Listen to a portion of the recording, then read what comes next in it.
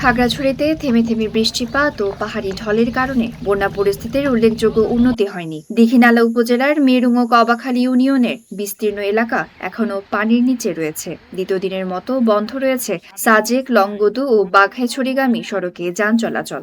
এছাড়া মহালছড়ি, মাইশছড়ি, কালো পাহাড়, জামতলী এলাকায় সড়ক প্লাবিত হয়। খাগড়াছড়ি রাঙামাটি সড়কেও সব ধরনের যান চলাচল বন্ধ রয়েছে।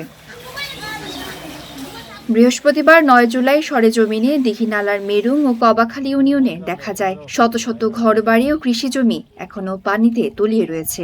অনেক পরিবার ঘরবাড়ি ছেড়ে আশ্রয় কেন্দ্রে অবস্থান নিয়েছে। সবচেয়ে বেশি দুর্ভোগে পড়েছেন শিশু, নারী ও বয়স্করা।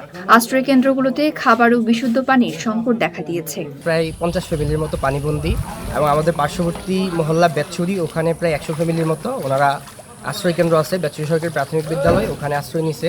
মাইনি নদী এবং ছোটোখাটো খালগুলা খনন করলে আমার মনে হয় যে এই এলাকার দুর্ভোগটা কিছুটা কম হবে। বন্যার এই গ্রাস থেকে মানুষ পরিত্রাণ পাবে। দু-তিন দিন ধরে বৃষ্টিতে এরকম হঠাৎ করে বন্যা পানি উঠছে, কোনো রকম বাচ্চা কাচ্চা নিয়ে আশ্রয় কেন্দ্রে আসছি। হঠাৎ করে মনে করুন ঘরে পানি আসছে, আমরা এক কাপড় আমরা চলে আসছি আশ্রয় কেন্দ্রে। আমরা মনে করেন এই জায়গায় এই হেরা মেম্বার এরা নেতা এরা মনে করেন খিচুড়ি পাকাই দিল, খাইলাম, চিরামুড়ি দিল, সকালবেলা খাইছি। আমরা বাড়ি ঘর ধরে যাইতে পারতেছি না। বন্যা দুর্গতদের জন্য প্রশাসনের পক্ষ থেকে ত্রাণ বিতরণ, মেডিকেল টিম গঠন এবং ঝুঁকিপূর্ণ পাহাড়ে বসবাসকারীদের নিরাপদ স্থানে সরিয়ে নেওয়ার কাজ চলছে। আইন শৃঙ্খলা পরিস্থিতি স্বাভাবিক রাখতে প্রশাসন প্রস্তুত রয়েছে। আমাদের বিভিন্ন স্বেচ্ছাসেবী সংস্থা তারা আমাদের সহযোগিতা করছেন। আমাদের রেড ক্রিসেন্ট সোসাইটি ওনারাও ভালো কাজ করছেন। আমাদের ফায়ার সার্ভিস অ্যালার্ট রয়েছে। ঝুঁকিপূর্ণ এলাকায় যে সকল লোকজন বসবাস করে পাহাড়ের পাদদেশে বা যেখানে পাহাড় ধস হওয়ার আশঙ্কা রয়েছে সেই এলাকাগুলোতে স্থানীয় জনপ্রতিনিধিদের মাধ্যমে মাইকিং করা হয়েছে, তারা যেন দ্রুত নিরাপদ আশ্রয়ে চলে যায় এবং অধিকাংশ ক্ষেত্রে এই মাইকিংটা ফলপ্রসূ হয়েছে।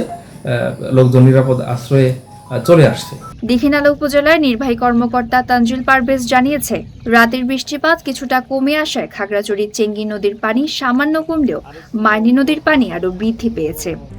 RICL TMX, যুগের পর যুগ স্থাপনা থাকে মজবুত। জেলা সদরে কয়েকটি নিচু এলাকায় জলাবদ্ধতা আংশিক কমলেও বেতছড়ি, মারমাপাড়া, বিচিতলা, লারমাপাড়া ও বটতলার কিছু এলাকায় এখনো পানি জমে রয়েছে। Desk report, Dhaka post.